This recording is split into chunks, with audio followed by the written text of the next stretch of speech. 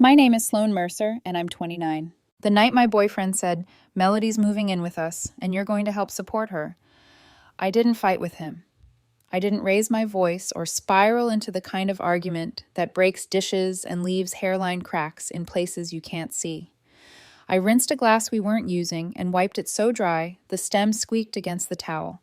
Then, in my mind, I drew a straight line across the room, one of those contractor chalk lines you snap, blue dust floating for a heartbeat, marking where the wall will be. Noah watched me like he was waiting for my storm. He just said it, so carefully casual, like announcing the weather. She lost her job again, he added, as if context were a softening agent. It's family, Sloan. Family is a beautiful word when it isn't being used as a crowbar. We have a one-bedroom, I said. You know that, because you live here. It's temporary. He smiled the way people smile when they want you to be gentle with their bad plan. A few months. She can crash on the couch. You're amazing with budgeting. You'll help us make it work. There it was. You'll help. Not we. Not can you. An instruction disguised as praise. I set the glass in the drying rack, the sound small and final. If Melody moves in, I move out. He laughed once on a reflex. You're not serious. Dead serious. She needs help. He moved closer, palms open. The diplomat. You know her anxiety. This last job was toxic. The manager was... Her sixth job in 2 years, I said. Fired for showing up late, calling out, not doing the work. The manager changes. The pattern doesn't. She's trying. Name one job she's kept longer than 3 months. Silence, the kind that grows teeth. He tried again, voice softer. She's moving in this weekend. Then I'm moving out this weekend. He blinked, a small animal startled by light. Where would you even go? Trevor's been looking for a roommate. 2 bedrooms. 2 bathrooms. Do you remember homes with doors? Noah gripped the back of a chair like it might steady the conversation. He kept glancing at the hallway, where our bedroom door stood closed, as if the walls could help him negotiate. Sloan, be reasonable. I am being reasonable. I could feel it, the calm that arrives right before the waterline overtops the riverbank. You made a unilateral decision about our life. I'm making one about mine. He didn't believe me, even when I took the bins from the closet and started sorting. People rarely believe that the quiet ones mean it. Wednesday, I packed. Thursday morning, I loaded my car. Everything I bought with my money. The TV, the coffee maker, the decent pans, the good knives, the router, the shower curtain with the matte black hooks I had installed because the chrome ones squeaked. I had emailed receipts in a neat folder, my habit of labeling things suddenly a defense strategy. The apartment looked like a mouth after a tooth extraction, the space where something used to be, pink and tender. What the hell? Noah said when he came home and found the living room half empty. Where's the TV? I took my stuff. Our stuff? No, I said. My stuff. Check the receipts. It hit him then, the math of it. The lease in his name only, because 6 months ago he'd insisted it would build his credit. Fine by me at the time. Less liability. I just sent my half of the rent each month like clockwork. He hadn't thought through what a unilateral decision would cost when the other person refused to underwrite it. You can't leave me with full rent, he said. The number trembled between us. $2,800. You brought another adult into our one bedroom without asking. I picked up the box with the router. You love a test, Noah. Consider it graded. Melody is family. Then family can pay your rent. His jaw worked. He looked younger, suddenly. 27, the way 27 looks when the scaffolding is removed and all that's left is the structure you've actually built. I left that night. Trevor's apartment felt like air after a long underwater swim. 2 bedrooms, 2 bathrooms, in-unit laundry. The quiet hum of a place where the person you live with rinses their dishes and sets them in the rack without thinking it's a favor. My share would be $900, which is less than the $1,050 I had been Venmoing Noah every month. Glad you're here, Trevor said, handing me a spare key. House rule, if you finish the coffee, you start the next pot. He said it and smiled, and I could have cried from relief at a rule that was mutual, small, and sane. Friday afternoon, the text started. The first volley wore his reasonable voice like a mask. We can talk about this. You're being unfair. Melody isn't even here yet. I put my phone face down on the windowsill and watched late light ladder the opposite building. How am I supposed to pay rent? I didn't answer. He had made a choice. I had made mine. Saturday. Melody apparently arrived with 3 overstuffed suitcases and a conviction that the couch was a throne. I knew because Rochelle, a mutual friend with a kind heart and a very low tolerance for nonsense, sent me a photo from Melody's private account. Caption: beginning my healing era. She had both feet up on my old coffee table. Noah's mug, my old mug, balanced near her shin. Sunday night, Noah called. When I didn't pick up, he tried again. Then his mother, Gloria, left a voicemail that sounded like a siren wrapped in satin.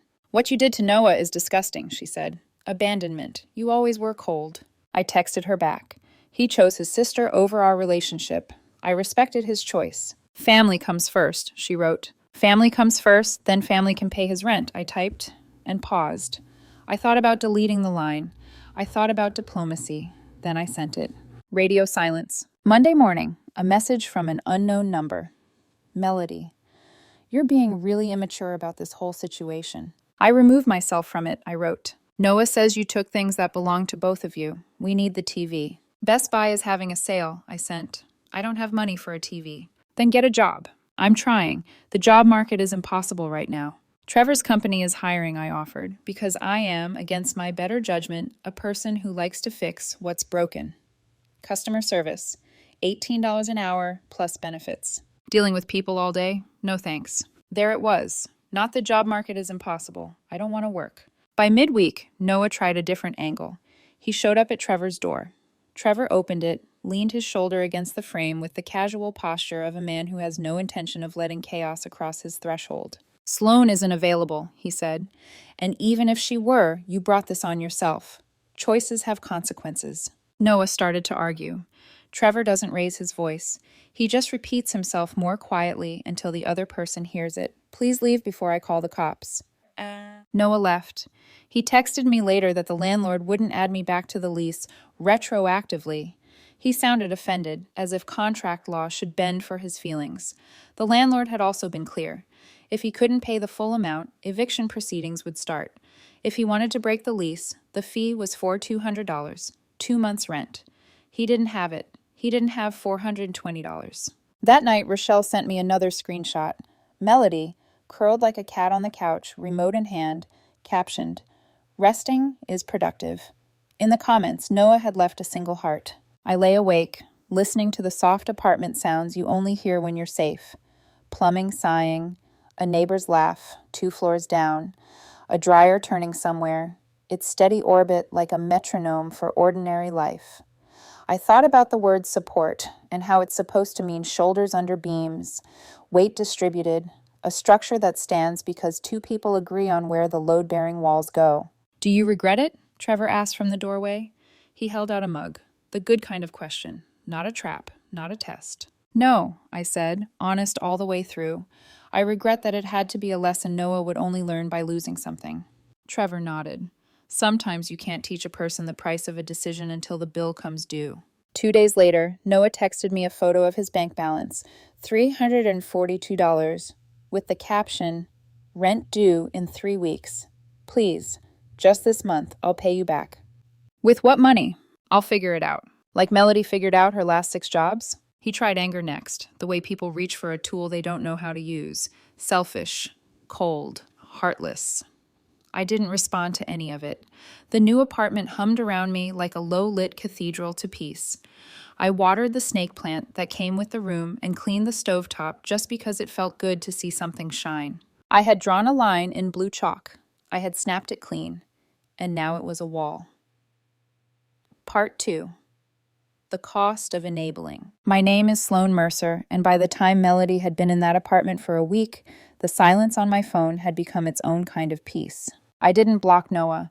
I wanted the quiet to be his idea. I wanted him to live with it until it pressed against the inside of his ribs like unfinished words. But peace never lasts long when people are bad with consequences. Sunday night, I was cooking, real food, vegetables that came from a fridge and not a takeout bag, when Trevor looked up from his laptop. "Your ex just posted something," he said. "You want to see it?" I almost said no, but curiosity is a muscle you don't always control. He slid his phone across the counter. It was Melody again, sprawled on my old couch, surrounded by half-eaten cartons of Chinese food. Caption: "Healing is hard work, but I'm worth it." In the comments, someone asked, How are you affording that place? Melody replied, My brother's got me. He's the best. Trevor raised an eyebrow. You sure you don't want to see how long they last? I smiled without humor. Oh, I'll know. Chaos travels fast. And it did. Monday, 8:43 p.m. Noah called. I didn't answer. 9:05 p.m. A text from his mom, Gloria. Gloria, what you did to my son is beyond cruel. You left him to struggle because of your pride. Me. He decided his sister was moving in. I decided I wasn't. Gloria, family comes first. Me. Then family can help him pay rent. She didn't respond. By Tuesday, the situation started unraveling exactly the way I'd known it would. Rochelle called while I was folding laundry. Girl, it's happening, she said. Melody ate everything in the fridge. Like everything. Eggs, frozen pizza, yogurt, gone. Noah came home from work and she told him she doesn't eat processed food and wants him to restock with organic. I could hear Rochelle trying not to laugh. She's been there 3 days.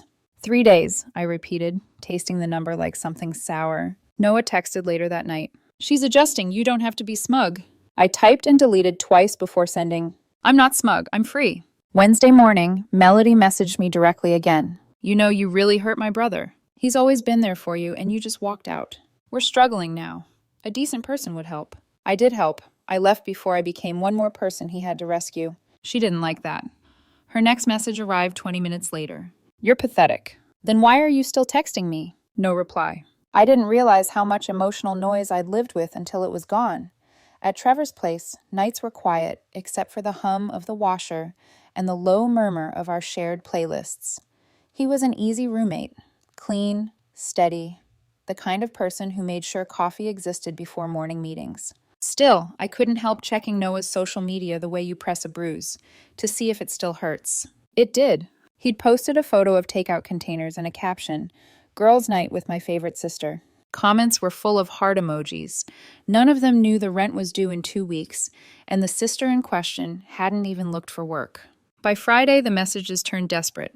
Sloan, please. You know I can't pay the full amount. I'll get her to contribute next month. I can't lose this place. You made a decision. I'm just living with mine. Trevor looked over from the couch. You want me to answer next time he shows up? He won't. But I was wrong. Saturday afternoon, Noah appeared at our door.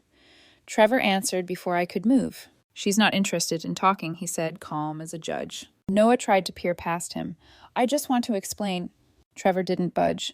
You already did when you told her she'd help support your sister. Choices have consequences. The words landed like a gavel. Noah left, face tight with embarrassment. I didn't go to the window. I didn't need to. I could feel the weight of that door closing behind him. Sunday morning brought another update from Rochelle. Noah's mom called me, she said. Apparently he tried to get you added back to the lease so you'd be responsible for half the rent. The landlord told her that's not how it works. She's furious. I laughed, an actual laugh this time. Of course she is. Reality isn't negotiable. That night, I got the proof. A forwarded text from Rochelle showing the lease break fee. $4,200. Noah didn't have it.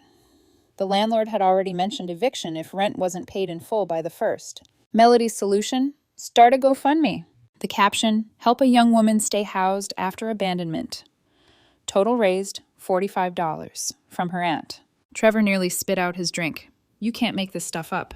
Oh, I believe it, I said. Melody's the kind of person who burns bridges and then complains about the smoke. Midweek, the story escalated again. Rochelle sent screenshots from Melody's private Instagram. She'd been ordering DoorDash twice a day on Noah's card. Smoothies, Starbucks, fancy lunch bowls. Around $70 to $80 a day. Meanwhile, Noah was working late shifts and skipping meals. Tell me you're not going to step in, Trevor said when I showed him the messages. I'm not, I said. Some people only learn through fire. But fire has a way of spreading. Rochelle called again 2 nights later, whispering into the phone like it was classified information. Okay, so Melody's been having guys over. During the day. Different ones. I felt the air still around me. You're kidding. Neighbors complained about the noise. Noah's oblivious. He's either at work or pretending not to see it. She's washing the sheets every single day. The mental image was enough to make my stomach turn. Let her burn the place down, I said finally. He's the one who gave her the matches. 3 days before rent was due, I got a call from my mom. Why is Noah's mother asking me for $2,000? She demanded. My heart actually sank, not from guilt, from disbelief. Please tell me you didn't. I told her to go pound sand, Mom said. But I thought you should know. Of course, when manipulation fails at one angle, it tries another. By that night, Noah had reached out to everyone, my brother, my old coworkers, even Trevor's boss, apparently, claiming I'd abandoned him in a crisis. Each attempt ended the same way, doors closing. And yet, there was a tiny part of me that still ached. 4 years of shared life doesn't just vanish because someone proves who they are. I sat on the balcony that evening with a glass of wine, the city lights soft and forgiving. Trevor joined me, setting his laptop aside. You ever think about calling him back? Sometimes, I admitted. Then I remember he didn't call me to ask, he called to announce. Trevor nodded. There's your answer. The next morning, Rochelle texted, Melody says she got a job at a boutique, finally! For a flicker of a second, I felt relief. Maybe this was the turning point. It wasn't. By Thursday, Rochelle confirmed what we both suspected. Melody had lied. She'd been getting ready for work every morning, dressing up, leaving for hours, just to spend her days sitting in the mall food court scrolling her phone. Noah found out when he called the boutique to surprise her with lunch. They'd never heard of her. That night, the argument could be heard 2 floors down. Melody shouting about tenant rights. Noah yelling about stolen credit cards. Rochelle texted, It's bad, like police level bad. And then, her parents are on their way. When the message came that Gloria and her husband had driven 3 hours to drag Melody home, I didn't cheer. I just exhaled, slow. Rochelle's final update. They thought she had an actual job. She lied to them too. Her dad looked like he wanted to throw the couch out the window. I set my phone down and stared out at the skyline. The lights looked steady again. But I knew what was coming next, the final request before the collapse. I didn't have to wait long. Friday night, Noah texted, I have most of the rent. I'm $700 short. Please, Sloan, I got rid of Melody. I swear. Good for you. This is so cruel. We were together for 4 years. I made a mistake, but you're punishing me. No, I'm letting your choices catch up to you. His reply came slow, a single word. Wow. I closed my phone and went to bed. I slept through the night for the first time in months. Part 3. Due dates and bedbugs. By the time the rent came due, the story had already written itself.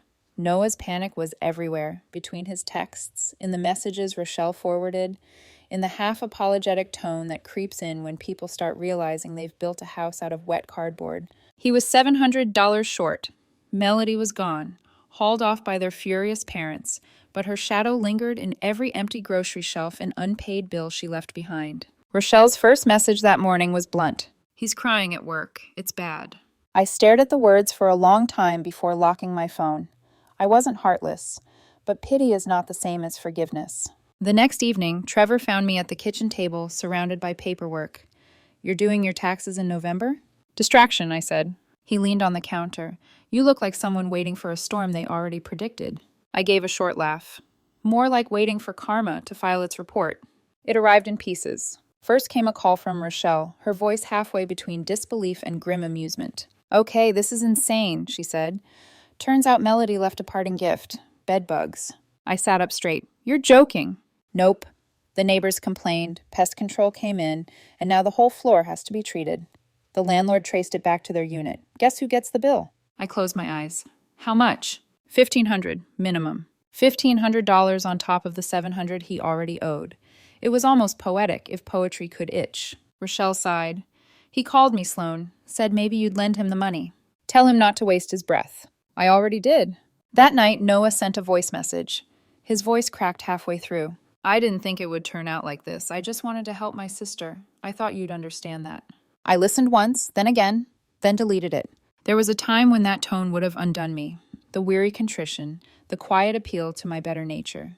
But you learn eventually that some people say sorry only to reset the game. By Wednesday, the eviction notice was taped to their door. Pay or quit, Rochelle texted.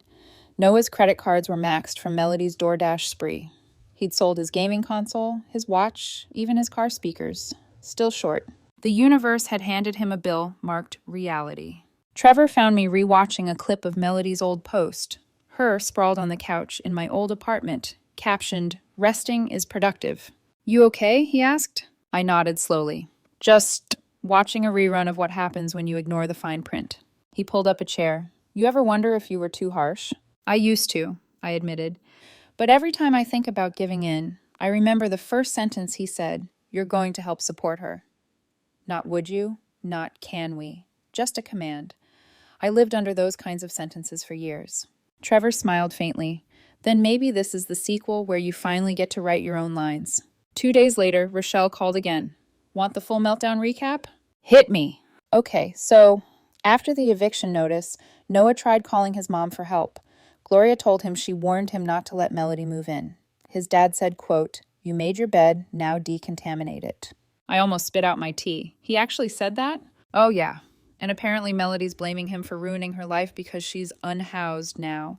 She's been posting online about toxic family and fake support systems. Classic deflection. I rubbed my temples. She'll find another couch soon enough. Rochelle snorted. Already did. Some guy named Keith. Works in tech. She convinced him she was escaping an abusive situation and needed a place to stay. Let me guess, she lasted a week? Less. Keith came home early one day, found her friend Tamara living there too, both high and using his credit card for takeout. He kicked them out and filed a police report. It should have been funny. It wasn't. It was a full-circle tragedy played in fast forward. Later that evening, a final text from Noah. I'm moving back home. I know you probably don't care, but I'm sorry. I should have listened. I just didn't think it would get this bad. I read it twice. The words didn't sting anymore. They just felt finished. I hope you rebuild, Noah. Truly. But I can't be part of the lesson. He didn't reply. A week later, Rochelle sent one last update. The landlord re-rented the place already. Older couple. Both work from home. They can actually afford it. I smiled at that. Not out of spite, but closure. Some spaces deserve better occupants. Trevor came home carrying a houseplant. Fern leaves spilling over the rim of a ceramic pot. Peace offering, he said, for surviving the world's most avoidable soap opera. Is it low maintenance? I asked. Thrives on neglect, he said with a grin. Perfect. We placed it by the window where the light hit just right. I watered it once, maybe twice, then left it alone. Sometimes, the best way to keep something alive is to stop overfeeding it. That night, I slept dreamlessly. No sirens, no late-night texts, no guilt-shaped shadows at the door. The rent in my new life was paid in peace, and I could finally afford it. Part 4. Consequences and Quiet Redemption. My name is Sloane Mercer, and by the time winter came, the entire story had folded in on itself like a house of cards, finally giving in to gravity. Noah had gone back to his parents' home, 2 towns over. Rochelle said he'd taken a job at the same dental office but was working nights at a warehouse to pay off the credit card debt Melody left behind. He looked tired, thinner. His mother still posted family photos with captions about forgiveness and growth. But everyone in that picture had shadows under their eyes. As for Melody, well, the world had stopped giving her soft landings. Rochelle texted me one morning with the kind of update that sounds like gossip but lands like a warning. She's officially burned through every couch in the county. She's living with some guy she met online, another state. He doesn't know what's coming. I didn't even respond. There was nothing left to say. Melody was a storm that kept moving, leaving damp air and empty excuses behind her. Around that time, Trevor's company hired someone new. Liam, mid-30s, customer service department. I remembered the job listing. It was the same one I'd once sent Melody as an act of mercy. The irony wasn't lost on either of us. Trevor introduced us in the break room of the apartment building, where management hosted a holiday mixer. "This is Sloane," he said, "the most organized person I've ever met." Liam laughed. "That's a dangerous compliment. I once dated someone who made spreadsheets for our arguments." "I color code mine," I said dryly. He smiled, and something gentle shifted in the air. No performance, no tug-of-war for control, just 2 adults who'd already paid tuition in the school of disappointment. Weeks turned into months. The noise from the past quieted into a hum I could live with. Noah emailed once, a long message full of apologies and explanations that didn't ask for anything, just acknowledgement. I see it now. I see what everyone tried to tell me about Melody. I see what you were protecting us from. I destroyed our relationship for someone who doesn't care about anyone but herself. I don't expect forgiveness. I just wanted you to know I understand now. I didn't respond. Some ghosts deserve to rest without conversation. Instead, I took a walk. Cold air, steady breath, streetlights painting the pavement in long golden ribs. I thought about how easy it is to mistake guilt for love, chaos for passion, survival for loyalty, and how peace, real peace, feels almost foreign at first. Trevor found me sitting on the fire escape later that night, mug of tea steaming between my palms. You got quiet, he said. Just thinking. About him? About me, I said. About how long I kept trying to fix a story that was never mine to save. He nodded, then gestured toward the fern by the window. Look at that. Still alive. It was, somehow thriving. Liam and I started running into each other more often. Morning coffee, grocery store lines, the occasional elevator ride where time felt heavier but not uncomfortable. He was steady. No grand gestures, no mixed signals. When I caught a cold one week, he left soup and tissues at my door with a note that said, "Didn't want to spread germs, but you deserve something warm." No guilt, no games, just human decency. It felt strange and revolutionary at the same time. One evening, Rochelle came over for wine and updates. "You won't believe this," she said, half laughing, half shaking her head. "The old apartment got re-rented to an older couple. Both work from home. They can actually afford it." Gloria told me she cried when she saw them moving in. Cried? She said it made her realize what she'd lost. You, stability, everything. I swirled my glass, watched the reflection break into ripples. Sometimes people have to hit the floor before they look up. Rochelle nodded. "So what's next for you?" I thought about it for a long moment. "Not rescuing anyone," I said finally. "That's the plan." She grinned. "Best plan I've heard all year." A week later, I was cleaning out old files and found the photo Noah once took of me in that apartment. The morning light spilling through sheer curtains, my hair still damp from the shower, a cup of coffee balanced on my knee. For a moment, I almost missed the simplicity of that version of us. Then I remembered the text that ended it. "You're going to help support her." A command disguised as love, and I closed the photo for good. Sometimes the best revenge isn't revenge at all. It's letting people live inside the structures they built while you walk away and build something stronger. These days, my rent is still $900, my peace is priceless, and the only thing I support is myself. Melody is still somewhere out there, auditioning for sympathy she hasn't earned. Noah is paying off debts that aren't just financial. And me? I'm done mistaking endurance for affection. I'm building something quieter now, something true. And when I draw lines these days, I don't use chalk. I build the wall out of brick.